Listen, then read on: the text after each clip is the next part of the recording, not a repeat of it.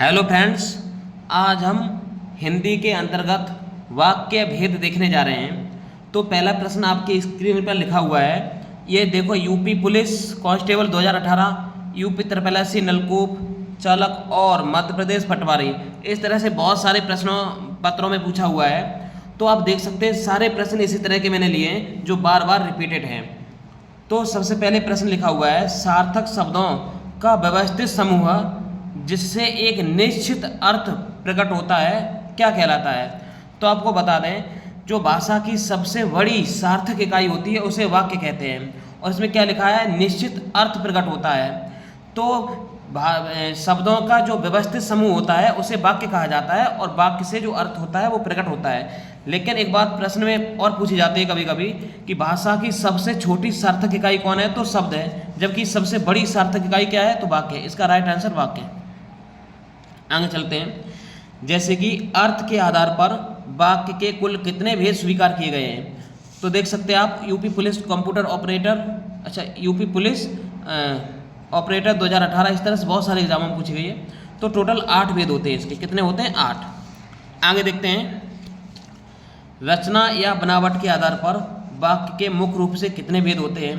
तो रचना या बनावट के आधार पर 3 भेद होते हैं। कौन कौन, एक सरल वाक्य, एक संयुक्त वाक्य और एक मिश्र वाक्य। तो इसके 3 भेद होते हैं। अब देखते हैं आगे, अगला प्रश्न लिखा हुआ है, वाक्य के मुख्य रूप से कितने अंग होते हैं। तो वाक्य के 2 अंग होते हैं, एक होता उद्देश्य, एक होता विधेय। तो आपको बता दें, जो उद्देश्य होता है ये वाक्य का कर्ता होता है और विधेय जो होता है वो कर्ता को छोड़ के जितना भी वाक्य शेष बचता है वो विधेय होता है। अब चलते हैं आगे, वाक्य के अंगों जैसे उद्देश्य और विधेय के संबंध में कौन सा कथन गलत है। ठीक है, अब पढ़ते हैं इसे। पहला क्या लिखा है, वाक्य के मुख्य रूप से 2 अंग होते हैं, उद्देश्य और विधेय। बिल्कुल सही बात है। वाक्य में जिसके बारे में कुछ कहा जाए उसे उद्देश्य कहते हैं। बिल्कुल सही बात है। उद्देश्य के बारे में वाक्य में जो कुछ कहा जाए उसे विधेय कहते हैं। बिल्कुल ये भी बात सही है। वाक्य में प्रयुक्त कर्म और क्रिया हमेशा उद्देश्य होते हैं। देखो इसमें क्या लिखा है, हमेशा उद्देश्य होते हैं, जबकि उद्देश्य नहीं होते हैं। क्या होते हैं, आप देख सकते हो ये गलत लिखा हुआ है, ये विधेय होते हैं। क्या होते हैं, विधेय। अब चलते हैं नेक्स्ट प्रश्न की तरफ। अगला प्रश्न लिखा हुआ है, रचना या बनावट के आधार पर वाक्य के भेदों के बारे में कौन सा विकल्प सही नहीं है। तो देखते हैं क्या क्या लिखा हुआ है। रचना के आधार पर वाक्यों के 3 भेद होते हैं। बिल्कुल सही बात है। इसमें सरल वाक्य, संयुक्त वाक्य और मिश्र वाक्य इसके भेद हैं। बिल्कुल सही बात है। मिश्र वाक्य में एक मुख्य वाक्य और अन्य आश्रित वाक्य होता है, ये भी बात सही है। और नीचे क्या लिखा हुआ, विधानवाचक और निषेधवाचक वाक्य भी रचना के आधार पर तय किए जाते हैं। गलत बात। ये विधानवाचक वाक्य और निषेधवाचक वाक्य ये किसके आधार पर होते हैं, अर्थ के आधार पर होते हैं। तो ऑप्शन डी जो है गलत हो जाएगा। अब चलते हैं आगे, नेक्स्ट प्रश्न लिखा हुआ है, राम पुस्तक पढ़ता है रचना के आधार पर किस प्रकार का वाक्य है। तो राम पुस्तक पढ़ता है ये सरल वाक्य है। सरल वाक्य में एक उद्देश्य और एक विधेय होता है। अब चलते हैं आगे, आहा कितना सुंदर दृश्य है, यह अर्थ के आधार पर किस प्रकार का वाक्य है। तो इसमें देख सकते हो आप, इसमें एक विस्मयादिबोधक ये चिन्ह लगा हुआ है आहा के पीछे, देखो यहाँ। तो इसे विस्मयादिबोधक क्या बोलते हैं, इसे विस्मयादिवाचक वाक्य कहा जाएगा। अब चलते हैं आगे, दरवाजा बंद करो, क्या लिखा हुआ है, दरवाजा बंद करो, यह किस प्रकार का वाक्य माना जाएगा। तो इसे आज्ञावाचक वाक्य माना जाएगा। जहाँ आज्ञा या उपदेश दिया जाता है उसे क्या बोला जाता है, आज्ञावाचक वाक्य बोला जाता है।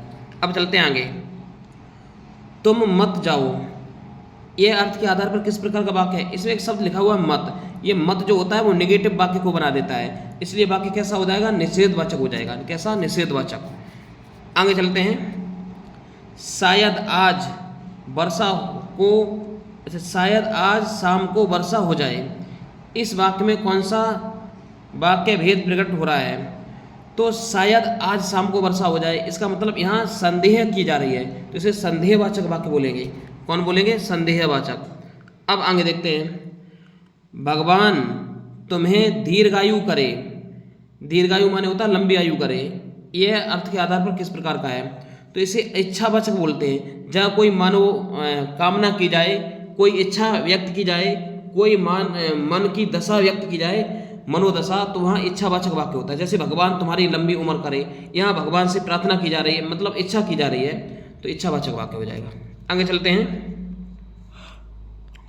यदि तुम बुलाते हो, यदि तुम बुलाते तो मैं जरूर आता, ये किस प्रकार का वाक्य है, तो इसे बोलते हैं संकेतवाचक वाक्य है। संकेत इसमें क्या है, इसमें ऐसा होता है कि एक क्रिया का होना दूसरी क्रिया पर निर्भर रहता है। क्या लिखा हुआ है, यदि तुम बुलाते तो मैं जरूर आता, इसमें संकेत दिया जा रहा है कि तुम बुलाते तो मैं जरूर आता। जैसे कि वर्षा होती तो फसल होती, जिस तरह से पिताजी आते तो फल लाते, इस तरह के वाक्य आते हैं इसमें संकेतवाचक में। आगे देखते हैं। सरल या साधारण वाक्य की विशेषता के बारे में कौन सा कथन त्रुटिपूर्ण है, यानी गलत है। इसमें एक उद्देश्य एक विधेय होता, अभी बताया, सही बात है। आगे देखते हैं। इसमें एक ही मुख्य समापका क्रिया होती है, ये भी बात सही है। इसमें दो या दो से अधिक स्वतंत्र उपवाक्य की से जुड़े होते हैं, यही बात गलत है। जब की से दो वाक्य जुड़ेंगे तो उसे संयुक्त वाक्य नहीं मिश्र वाक्य कहेंगे। क्या बोलेंगे, मिश्र वाक्य। आगे देखते हैं। राम पुस्तक पढ़ता है, यह सरल वाक्य है, बिल्कुल सही बात है, तो ऑप्शन डी गलत, सी गलत हो जाएगा इसमें। आगे चलते हैं।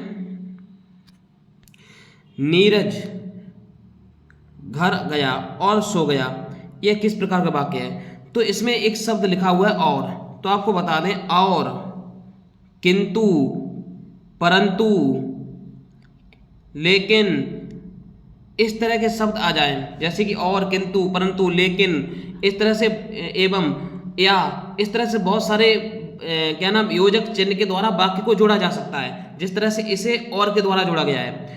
तो इस तरह के वाक्य संयुक्त वाक्य होते हैं। कौन होते हैं, संयुक्त वाक्य। अब आगे देखते हैं। बाजार जाओ और फल लेकर आओ, अच्छा इसमें और नाम का योजक चिन्ह आ गया, तो ये क्या हो जाएगा, ये भी संयुक्त वाक्य हो जाएगा। मैंने क्या बताया था, किंतु, परंतु, लेकिन, और, या, एवं, इस तरह से बहुत सारे योजक चिन्हों के द्वारा वाक्यों को जोड़ा जाएगा, तो कौन सा होगा, संयुक्त वाक्य है। अब आगे चलते हैं। मोहन ने कहा कि वह कल दिल्ली जाएगा, किस प्रकार का वाक्य है। यदि कभी भी की आ जाए, जैसे कि छोटी ई की मात्रा है की पर, तो इस तरह से आ जाए तो हमेशा ये मिश्र वाक्य होगा। ध्यान रखना इसका, क्या होगा, मिश्र वाक्य। ये प्लस में बहुत ज़्यादा पूछा जाता है, छोटी की वाला, ध्यान रखना है। अब आगे देखते हैं। आगे क्या लिखा हुआ है, जो छात्र परिश्रम करते हैं वे सफल होते हैं, यह किस प्रकार का वाक्य है, तो यह हो जाएगा मिश्र वाक्य।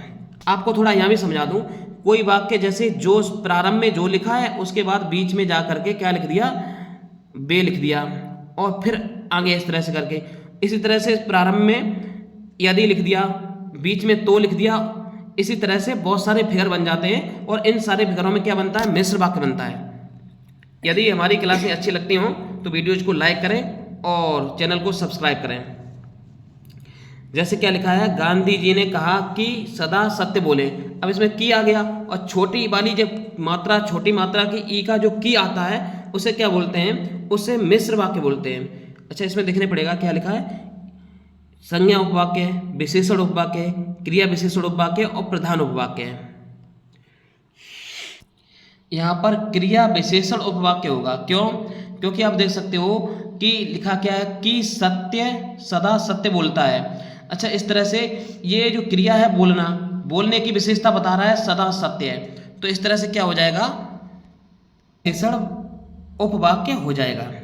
यदि आपको कोचिंग आना है तो कोचिंग आकर के इनके कॉन्सेप्टों को बहुत ज़्यादा बूस्ट कर सकते हैं, समझ सकते हैं। अब देखते हैं आगे। सफ़ेद घोड़ा तेज दौड़ता है, इस वाक्य में उद्देश्य का विस्तार क्या है। कहने का मतलब यह है कि सफ़ेद घोड़ा तेज दौड़ता है, इसमें उद्देश्य माने होता है कर्ता, तो कर्ता का विस्तार पूछा गया है। तो इसमें देख सकते हैं आप घोड़ा लिखा हुआ है, तो इसमें घोड़ा के ठीक आगे क्या लिखा हुआ है, सफ़ेद, तो इसमें राइट आंसर क्या होगा, सफ़ेद। यानी कि कर्ता के आगे कर्ता का विस्तार होता है, क्रिया के आगे, जैसे क्रिया है ये दौड़ना, दौड़ना के आगे तेज लिखा हुआ है, तो ये क्रिया की विशेषता बता रहा है और क्रिया का विस्तार भी कर रहा है। तो ध्यान रख सकते हैं, कर्ता के आगे कर्ता का विस्तार होता है, क्रिया के आगे क्रिया का विस्तार होता है, कर्म के आगे कर्म का विस्तार होता है। तो इसमें क्या होगा, राइट आंसर होगा सफ़ेद। यदि आपको ऑफलाइन कोचिंग आना है तो जल्द संपर्क करें, क्योंकि ये सारे कॉन्सेप्ट ऑफलाइन कोचिंग में ही समझाए जाते हैं। इन वीडियोज का केवल अर्थ है रिवीजन कराना। दशरथ पुत्र राम ने रावण को मारा। दशरथ पुत्र राम ने रावण को मारा। तो इसमें इस वाक्य में मुख्य उद्देश्य सब्जेक्ट क्या है? तो इसमें लिखा हुआ दशरथ पुत्र राम, तो इतना हो जाएगा। कुल मिला जुला के जो उद्देश्य हो जाएगा वो क्या हो जाएगा? दशरथ पुत्र राम। लेकिन राम ऑप्शन में है नहीं तो हम दशरथ पुत्र को लगाएंगे। अब चलते हैं आगे, देखते हैं। मेरा भाई प्रशांत धार्मिक पुस्तकें अधिक पढ़ता है। इस वाक्य में विधेयक है, तो विधेयक क्या होता है? कर्ता को छोड़कर जितना भी बचता है उसे विधेयक बोलते हैं। जैसे मेरा भाई प्रशांत, ये तो कर्ता हो जाएगा, और बचा क्या बचा? धार्मिक पुस्तक। ये कर्ता हो जाएगा, बचा क्या? धार्मिक पुस्तक अधिक पढ़ता है, तो ये हो जाएगा विधेयक। कर्ता को छोड़कर शेष वाक्य जो बचता है उसे विधेयक बोलते हैं। आगे चलते हैं। विधेयक का विस्तार वाक्य में किसके अंतर्गत आता है? विधेयक का विस्तार, अच्छा, विधेयक का विस्तार वाक्य में किसके अंतर्गत आता है? उद्देश्य के अंतर्गत, विधेयक के अंतर्गत, उपवाक्य के अंतर्गत। अरे विधेयक का विस्तार है तो विधेयक के अंतर्गत आएगा। अब आगे चलते हैं। परिश्रमी छात्र अवश्य सफल होते हैं। परिश्रमी छात्र अवश्य सफल होगा। इस वाक्य में, इस वाक्य को संयुक्त वाक्य में बदलने पर कौन सा रूप सही होगा? कहने का अर्थ है कि परिश्रमी छात्र जो होता है अवश्य सफल होता है, इसे संयुक्त वाक्य में बदलना है। तो ऑप्शन क्या है? परिश्रमी छात्र है इसलिए वह सफल होगा, पहला।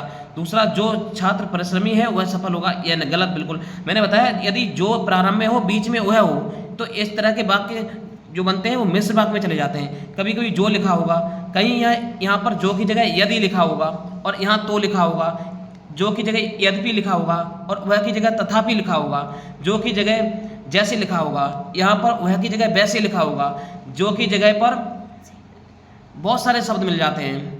जो लिखा होगा तो यहाँ तो लिखा होगा। इस तरह का फिगर बन जाए तो उसे कौन सा वाक्य माना जाता है? मिश्र वाक्य माना जाता है। कौन सा वाक्य? मिश्र वाक्य। तो अच्छा, इसे क्या बताया मैंने कि ये तो गलत हो गया। कौन सा वाला गलत हो गया? ये वाला। परिश्रमी छात्र को सफलता अवश्य मिलती है, ये भी गलत। सफलता पाने के लिए छात्र को परिश्रमी होना चाहिए, नहीं। ये दोनों साधारण वाक्य नीचे वाले, और जबकि ये मिश्र वाक्य है। मुझे क्या संयुक्त वाक्य पूछा गया था? संयुक्त वाक्य को मैंने बताया था बीच में, जहाँ पर आप देख सकते हो इसलिए लिखा है, यहाँ पर इसलिए, किंतु, यहाँ पर इसलिए, किंतु, परंतु, और, लेकिन, या, इस तरह के शब्द अगर मिल जाएं तो कौन सा वाक्य होता है? उसे संयुक्त वाक्य कहा जाता है। अब चलते हैं नेक्स्ट प्रश्न की तरफ। चोर को देखकर सिपाही भागा। इस वाक्य को संयुक्त वाक्य क्या होगा? जैसे चोर देखा सिपाही भागा। मैंने अभी आपको बताया था, जैसे प्रारंभ में मिल जाए और बीच में, यहाँ पर प्रारंभ में जैसे मिल गया, बीच में भले ही वैसे ना मिले, लेकिन ये फिर भी किस में जाएगा? मिश्र वाक्य में जाएगा। तो पहला तो नहीं हो सकता। दूसरा, सिपाही भागा क्योंकि चोर देखा। मैंने अभी बताया था क्योंकि इस तरह के शब्द बीच में मिल जाएं तो वह संयुक्त वाक्य ही होता है। आगे देखो, सिपाही ने चोर को देखा और वह भागा, अच्छा है। और चोर को देखते ही सिपाही भाग गया, ये भी गलत। इसमें राइट आंसर 2 होंगे। इस वाक्य को थोड़ा ध्यान से देखने की जरूरत है, क्योंकि इसमें वह और भी लगा हुआ है और यहाँ क्योंकि भी लगा हुआ है, इसलिए इसके बी और सी दोनों विकल्प सही हो जाएंगे। नेक्स्ट प्रश्न लिखा हुआ है, सूर्योदय होने पर कुहासा फट गया। कुहासा माने होता कोहरा वगैरह, जो धुंध होती है।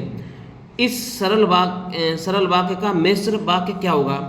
अच्छा देखते हैं, सूर्य उदय हुआ और कुहासा फटा, बिल्कुल गलत। ये तो संयुक्त वाक्य हो जाएगा क्योंकि बीच में और लगा हुआ है। आगे देखते हैं, जैसे ही सूर्य उदय हुआ वैसे हुए कुहासा फट गया। अच्छा, अभी मैंने बताया था कि प्रारंभ में जैसे हो, बीच में वैसे हो, प्रारंभ में यदि हो, बीच में तो हो। जैसे, वैसे, यदि, तो, यद्यपि, तथापि, इस तरह के शब्द प्रारंभ में और बीच में मिले तो किस में जाएगा? वह जाएगा मिश्र वाक्य में। अच्छा, आगे देखते हैं, आगे क्या लिखा हुआ है। नेक्स्ट ऑप्शन क्या है? जैसे सूर्योदय होते ही कुहासा गायब हो गया, ये सरल वाक्य हो जाएगा। कुहासा फटा क्योंकि सूर्योदय, क्योंकि ये तो हो जाएगा किसमें? संयुक्त वाक्य में चला जाएगा। इसका राइट आंसर क्या होगा? Option number B. आगे देखते हैं, वह जूता खरीदने के लिए बाजार गया। सरल वाक्य का सही संयुक्त वाक्य बनाइए। तो देखते हैं, क्योंकि उसे जूता खरीदना था इसलिए वो बाजार गया। देखो ये भी गलत हो जाएगा, क्यों? क्योंकि इसमें क्योंकि बीच में आ गया, और प्रारंभ में क्योंकि और बीच में इसलिए आ गया। ये वाक्य चला जाएगा किसमें? मिश्र वाक्य में। और मुझे क्या पूछा? संयुक्त वाक्य है। आगे देखते हैं, उसे जूता खरीदना था इसलिए बाजार चला गया। ठीक है, आगे देखते हैं, वह बाजार गया तो उसने जूता खरीदा। आगे देखते हैं, जूता खरीदने के लिए वह बाजार गया, जो तो बिल्कुल गलत है, यह भी गलत हो जाएगा। जब लिखा हुआ है और बीच में तो लिखा हुआ है तो ये मिश्र में जाएगा। संयुक्त में कौन हो जाएगा? ऑप्शन नंबर बी, इसमें संयुक्त हो जाएगा ऑप्शन नंबर बी। आगे चलते हैं, उद्देश्य के विस्तार के बारे में कौन सी बात सही नहीं है? उद्देश्य की विशेषता बताने वाले शब्दों को उद्देश्य का विस्तार कहते हैं, बिल्कुल सही बात है। आगे, यह प्रायः मुख्य उद्देश्य संज्ञा सर्वनाम के पहले आता है, बिल्कुल मैंने अभी बताया था, विस्तार जितने भी होते हैं, संज्ञा का विस्तार संज्ञा के आगे, कर्म का विस्तार कर्म के आगे, कर्ता का और क्या नाम क्रिया का विस्तार क्रिया के आगे, सही बात है। विशेषण संबंध कारक या कृदंत शब्द उद्देश्य का विस्तार होते हैं। आगे क्या लिखा? वाक्य की मुख्य क्रिया ही हमेशा उद्देश्य का विस्तार बनती है, बिल्कुल गलत बात है। मुख्य क्रिया उद्देश्य का विस्तार कैसे बन जाएगी? ऑप्शन नंबर ए, बी, सी तीनों सही हैं। आगे चलते हैं, वाक्य में प्रयुक्त क्रिया विशेषण कर्म और कर्म के विस्तार को वाक्य के अंग में रखा जाता है।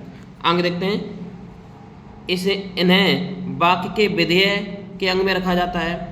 जो कर्म होते हैं, कर्म का विस्तार किस में रखा जाएगा? बिल्कुल विधेय में रखा जाएगा, क्योंकि कर्म तो विधेय में आता है, कर्ता जो होता है वो उद्देश्य में जाता है। ये मुख्य रूप से ये मुख्य उद्देश्य की विशेषता नहीं बताते, बल्कि ये क्रिया से जुड़े होते हैं। ठीक है, आगे चलते हैं, इन्हें विधेय का विस्तार भी कहा जाता है, बिल्कुल गलत बात है। ये अनिवार्य रूप से केवल उद्देश्य के अंतर्गत आते हैं, बिल्कुल ये गलत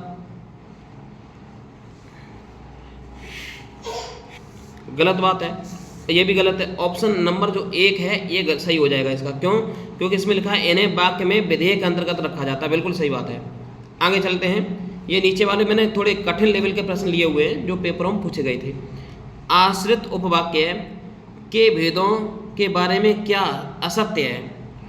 तो देखते हैं, आश्रित उपवाक्य मुख्य रूप से 3 प्रकार के होते हैं, संज्ञा उपवाक्य, विशेषण उपवाक्य और क्रिया विशेषण उपवाक्य। इसके भेद हैं, की से शुरू होने वाले उपवाक्य क्या लिखा है? प्रायः विशेषण होते हैं।